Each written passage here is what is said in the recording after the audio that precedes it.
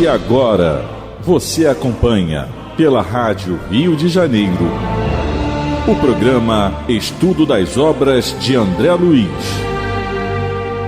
Vamos refletir sobre o livro Nosso Lar. Produção e apresentação, Tereza Cristina e Marco Antônio. Olá, caros ouvintes da Rádio Rio de Janeiro. Vamos retomar o nosso estudo do livro Nosso Lar, psicografado por Francisco Cândido Xavier, pelo espírito André Luiz. Amigos ouvintes da Rádio Rio de Janeiro, com a permissão de Jesus, retornamos aqui a fim de darmos continuidade à leitura e ao estudo da obra Nosso Lar. Nós estamos no capítulo 16, já terminando, e continuando a conversa que a mãe do André Luiz conversa, ensinamentos, que ela passa para ele. E no último programa nós comentamos aqui sobre o fato dela relatar a ele que tem visitado ela. Não, ele pergunta a ela: a senhora que tem acompanhado meu pai, devotadamente e tal, a senhora não tem notícias da Zélia e das crianças não? Que é a esposa e os filhos que ficaram, E eu estou ansioso, no instante que eu possa voltar para casa, E ele comenta que perante o Clarence e o Lísias, ele não perguntava, porque ele sabia que não era interessante isso, Ele já percebeu, ele já entendeu e acatou a decisão. Nós falamos disso aqui algumas vezes, da questão da obediência. Só que agora, no colinho da mãe, ele pergunta, deixa o coração extravasar. E pergunta a ela, está com muita saudade dela, e na ilusão dele, ele diz que elas devem estar com muita saudade dele. E aí a mãe faz um sorriso triste, esboçou um sorriso triste, olhando para ele e falou assim: tem visitado meus netos periodicamente, já nem fala da mãe dos filhos, meus netos. Aliás, nem fala da esposa, fala dos filhos dele, dos netos. Ela não comenta, não. Já dá a dica para ele: teus netos estão bem, graças a Deus, vão bem. E aí, depois de meditar, não deve, e medita e fala para ele assim: meu filho, você não pode se inquietar com o problema do auxílio à família, prepara-te em primeiro lugar. Nós comentamos essa questão que ela pede a ele para se preparar, que é nós procurarmos nos ajudar primeiro para poder ajudar o outro, Porque como é que eu, doente, vou poder ajudar alguém, É aquilo, que nós podemos colocar aqui raciocínio: amar a Deus como Jesus coloca. Amar a Deus sobre todas as coisas é o próximo como a si mesmo. Então é amar a mim para poder amar o próximo e amar a Deus. Eu tenho que me situar bem primeiro perante a lei de Deus, amar a mim, gostar de mim em primeiro lugar. Não é pelo lado egoístico, mas é pelo lado de me valorizar primeiro, gostar de mim, me instruir, me cuidar, procurar reconhecer os meus erros, meu egoísmo, meu orgulho, como anda, em tudo. E procurar corrigir, quer dizer, isso é se amar. E aí sim, vou poder ajudar o próximo, Porque como é que um cego vai guiar outro cego? Não dá. Então é isso que ela fala para ele, para se preparar em primeiro lugar, para poder ser bem sucedido no socorro. No socorro. Não é? Uhum. É isso, é um ensinamento para nós. Agora aí vamos continuamos, começar o parágrafo 22. Que é o antepenúltimo do capítulo. Isso. Quis insistir no assunto para colher pormenores, mas minha mãe não reincidiu nele, esquivando-se delicada. E aí é questão da verdade, que nós chegamos até a comentar, Tereza? A questão da verdade, ela não colocou para ele a situação: olha, tua esposa já casou de novo, tá com um novo marido, tua casa já não é o mesmo lugar, mas não é a mesma casa mais, ninguém está com saudade de você coisa nenhuma. Não é assim, Então aqui a verdade, ela é um diamante, como nós colocamos, no programa passado. É uma verdade, é uma pedra preciosa que os espíritos nos ensinam. Ela não deve ser, se você atirar o diamante a alguém, ele machuca. Ela não deve ser atirado, deve ser doado no momento certo. E nós pegamos aqui uma página do livro Pão Nosso, que é ditado pelo Espírito Emmanuel, intitulada Seguir a Verdade. Em que ele pega um dizer da carta de Paulo aos Efésios, em que Paulo diz que antes Seguindo a verdade em caridade, cresçamos em tudo naquele que é a cabeça, Cristo. Então, seguir a verdade em caridade, benevolência e indulgência, né? Acompanhar a verdade com isso, né? E aí ele comenta assim, né? Convertamos em amor os ensinamentos nobres recebidos. Verdade somada com caridade apresenta o progresso espiritual por resultante de esforço. Então, olha, repetindo o que o irmão está falando. A verdade somada com caridade, ela apresenta o progresso espiritual por resultante do esforço. Sem que atendamos a semelhante imperativo, seremos surpreendidos por vigorosos obstáculos no caminho da sublimação. Necessitamos crescer em tudo o que a experiência nos ofereça de útil e belo, para a eternidade com o Cristo. Mas não conseguiremos a realização sem transformarmos diariamente a pequena parcela de verdade possuída por nós em amor aos semelhantes. Então, a compreensão pede realidade, tanto quanto a realidade pede compreensão. Então, é isso que ela está demonstrando, está nos demonstrando, está fazendo com ele. Então, ela está se esquivando delicadamente. Ele coloca aqui que ela se esquivou delicadamente. Não falou, só disse que vai lá e vê os netos frequentemente. Porque há o momento certo para a gente fazer isso, não é? Isso. Quer comentar alguma coisa? Não. Vamos ler, né? Então, vamos lá, continuando. Parágrafo 22. Parágrafo 22. Isso. A palestra estendeu-se ainda longa, envolvendo-me em sublime conforto. O detalhe que eu não falei, nem todos estão preparados para a verdade, mas para a consolação. A consolação, né? Que era o caso dele. Que era o caso dele. Por enquanto, ele precisa ser consolado, não precisa ser ajudado. Não exatamente. Precisa. Mais tarde, ela despediu-se, curioso por saber como vivia até ali. Pedi permissão para acompanhá-la. Afagou-me então carinhosa e disse... Ele falou para ela assim, me leva. É isso que eu ia fazer. Tem uma história aí de família antiga, me leva. Me leva, né? É aquela criança... Doidinho para ficar com ela, ainda mais ela que está numa posição Imagina, gente, você mãe, o sentimento, né? Saudade que segundo os espíritos é o que mais imita o amor de Jesus aqui na Terra, o amor de mãe. Tem as exceções, é claro. Mas ser mãe... né, com seu filho ali, que acabou de sair de uma situação tormentosa, de desequilíbrio, está se equilibrando. Sofreu, chorou. Sabe que a nora já casou de novo, né? A fila andou. Casou de novo, que não tem ninguém com saudade dele, então vamos ver isso depois. Quem já leu o livro sabe, quem não leu pode ler, porque, né, é isso que está escrito lá. Não está com saudade dele coisa nenhuma, e ela se esquivou delicadamente. A questão ele não está preparado para a verdade, está para a consolação, né? E aí ele pede, me leva, mamãe, né? Então é um aprendizado para ela, cada vez mais. Ela dizer não, não é? É necessário ali o não. Quando... Bem que ela gostasse, se ela fosse um espírito menos evoluído, vamos lá, meu filho. É o caso do Pedro Neves no livro Sexo e Destino. Isso. Que quando ele consegue, após a desencarnação da Dona Beatriz, lá no mundo espiritual, que ela começa a dizer, papai, tô com saudade. E ele apoia o pedido dela. Ele não tem amadurecimento necessário, apesar de estar trabalhando 40 anos no mundo espiritual, ele ainda não conseguiu o equilíbrio interior, né, de saber que, na realidade, todos somos filhos de Deus, todos somos irmãos uns dos outros. Ele, quando vê, ao contrário da mãe do André Luiz, quando ele vê o marido da filha namorando a enfermeira, a secretária que se fez passar lá por enfermeira, Marina, ele agride, né, numa situação lá que ele vai encontrá-los numa boate, ele dá um soco na cara do genro. Ele não tem a mesma compreensão da mãe do André Luiz. Ele ainda não consegue ver todos como irmãos.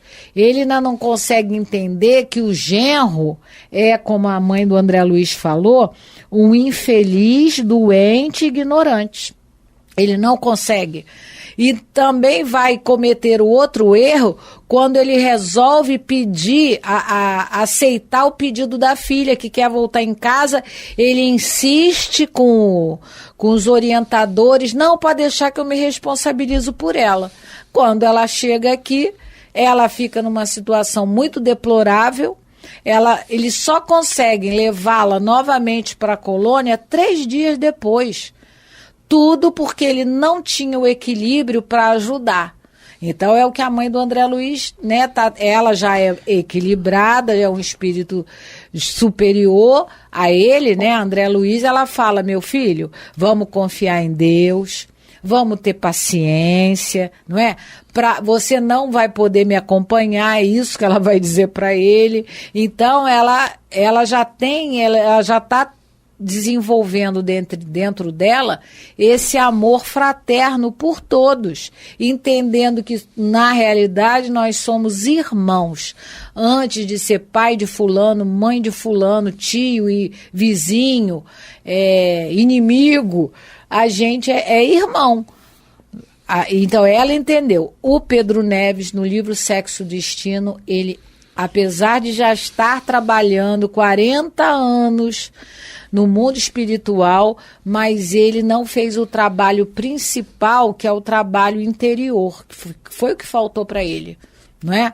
O trabalho de amadurecimento interior, de equilíbrio, de paciência, de resignação, ele não fez. Quando se apresentou uma situação que ele não concordava, ele não viu o genro como um irmão infeliz, ele viu um genro como um inimigo, como alguém que estava maltratando a filha dele, um canalha. Ele fala isso. Ele xinga o genro no livro, ao contrário da mãe do André Luiz. Mas aproveitando o que a Tereza falou a respeito do Pedro Neves, no livro Sexo e Destino, vou aproveitar e vou falar aqui, vou ler aqui o que ele vai dizer para o André Luiz, explicando a ele, né, se confessando, fazendo uma catarse. O próprio Pedro Neves. Porque, gente, essa questão aqui, que nós estamos lendo sobre a mãe do André Luiz, falando com ele, querendo levar a questão de família, que não comentou sobre a nora, e agora o André Luiz quer ir com ela, é uma questão que vai abranger a todos nós, intimamente. Isso aí é o interesse pessoal de quase todos nós na Terra. Porque a família é aqueles que convivem conosco. É meu, é minha. E não é meu, não é minha. Não é meu filho, não é minha esposa. Não é. É filho de Deus. É uma coisa que nós temos que começar a raciocinar mais ainda. Isso que eu vos falo em primeiro lugar. É mais ainda para que a gente apreenda isso no coração. Somos filhos de Deus. Ninguém é propriedade nossa, ninguém. Não é? Mas aí o Pedro Neves, no capítulo 3 do livro, tá assim, ó. Ele fala assim, olha, após falando com o André Luiz, depois daquilo que a Tereza falou, ele já, à vontade de esganar e, né, podia tudo. E um grande trabalhador do plano espiritual, mas é que tá, o que está no livro dos Espíritos. É o trabalho de fora. É a questão do interesse pessoal. E trabalhou para fora. Exatamente. Aí ele fala assim, olha, André, após a desencarnação, achamos-nos na segunda fase da própria existência. E ninguém na Terra imagina as novas condições que nos tomam de assalto. De começo, renovamos a vida, equipes salvadoras, apoio na prece, estudo das vibrações, escola da caridade. Ensaiamos felizes o culto dos grandes sentimentos humanos.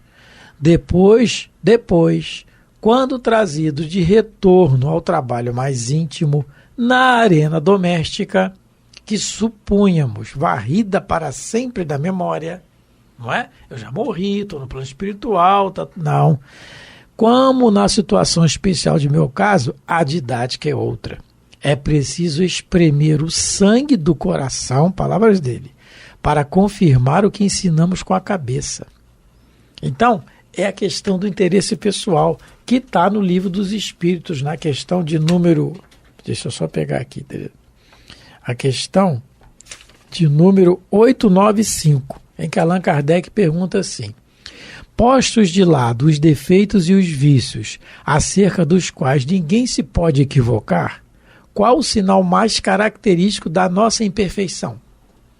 Porque tem os vícios e aqueles defeitos que nós ainda temos. Tudo bem, você é assim, tá.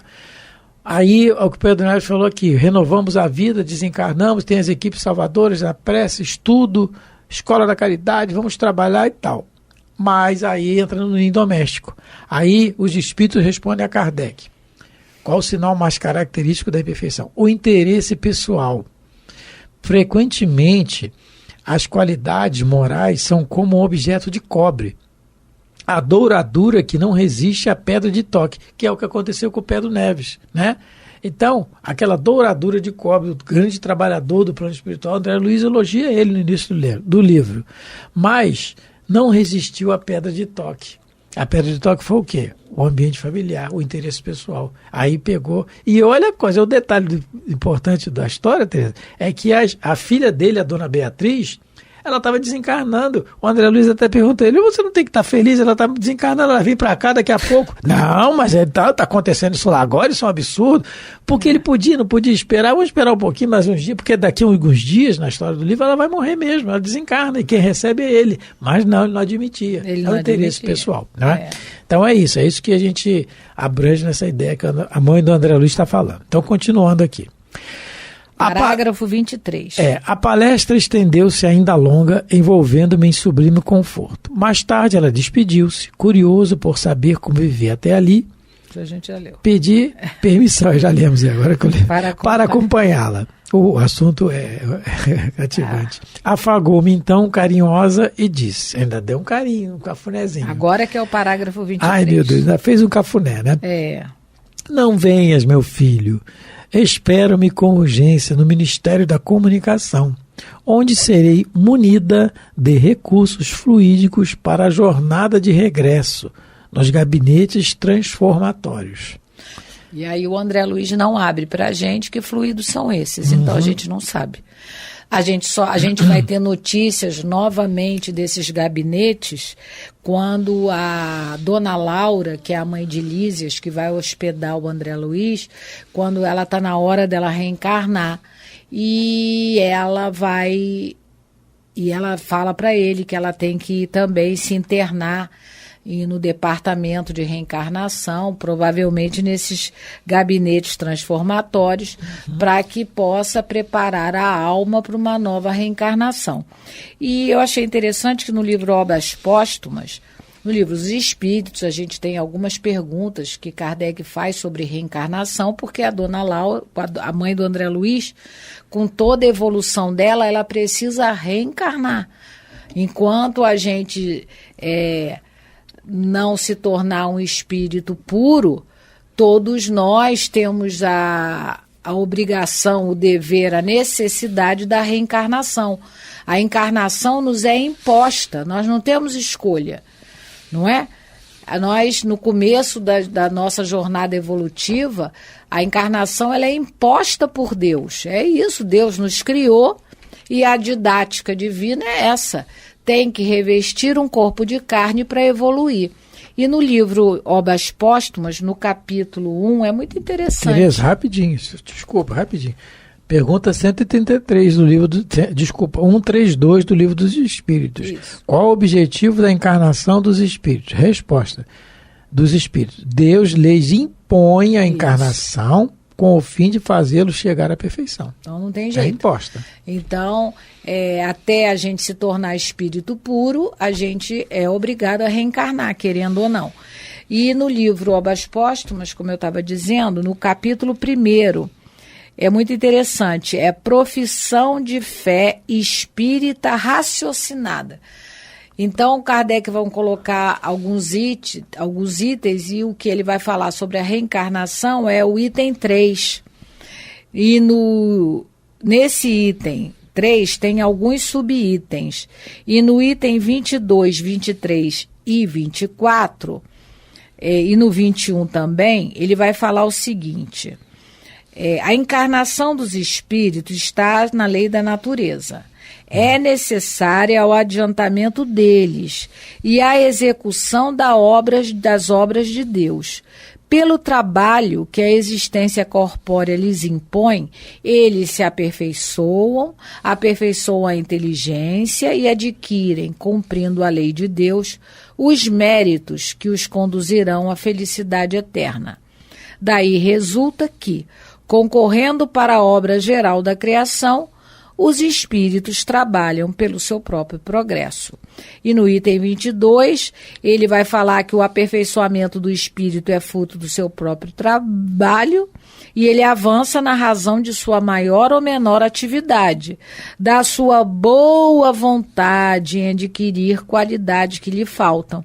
Interessante que tem um livro muito bom do Emmanuel, Pensamento e Vida, que ele tem um capítulo que ele fala sobre a vontade. Que a vontade é um departamento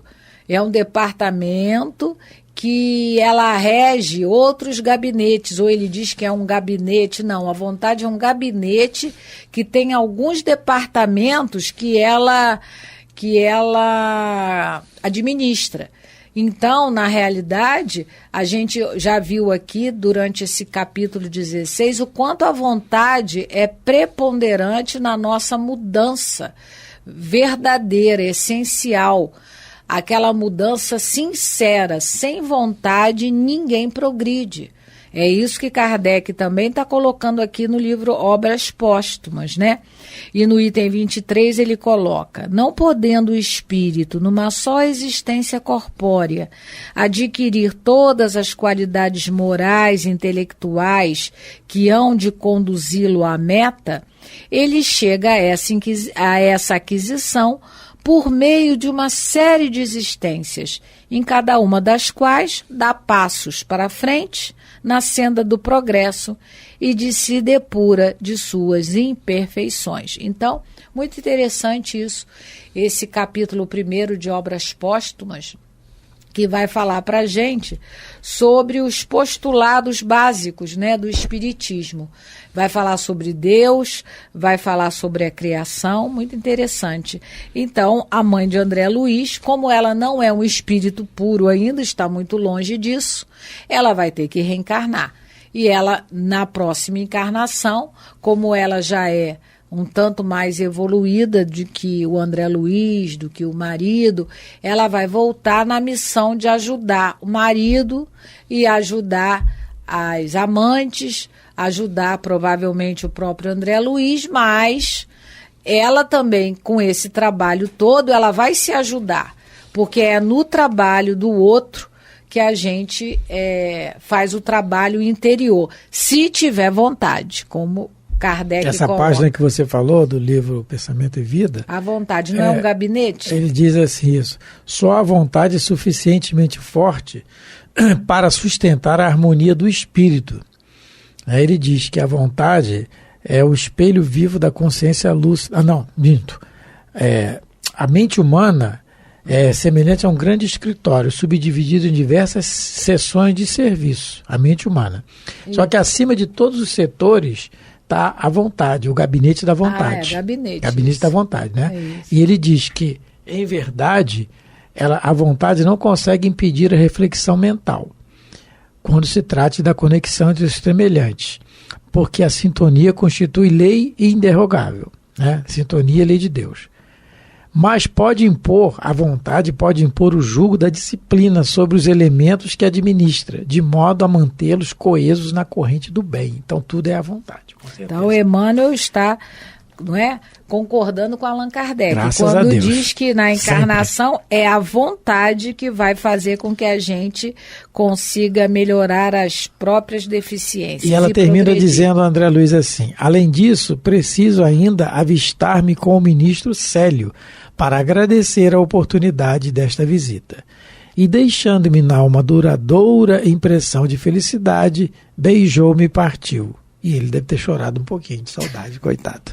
Então terminamos o capítulo e também o programa já está no final. E só para esclarecer essa questão da reencarnação, do gabinete que ela vai ter que ir, isso está mais bem explicado no livro Missionários da Luz também, né? Capítulo 13, capítulo, né? 12, 13, muito interessante. Então, muito obrigado pela atenção, pelo carinho. E no próximo programa, se Deus permitir, começaremos um novo capítulo. Fique com Deus. Um abraço a todos, fiquem em paz. A Rádio Rio de Janeiro apresentou o programa Estudo das Obras de André Luiz. Produção e apresentação: Tereza Cristina e Marco Antônio.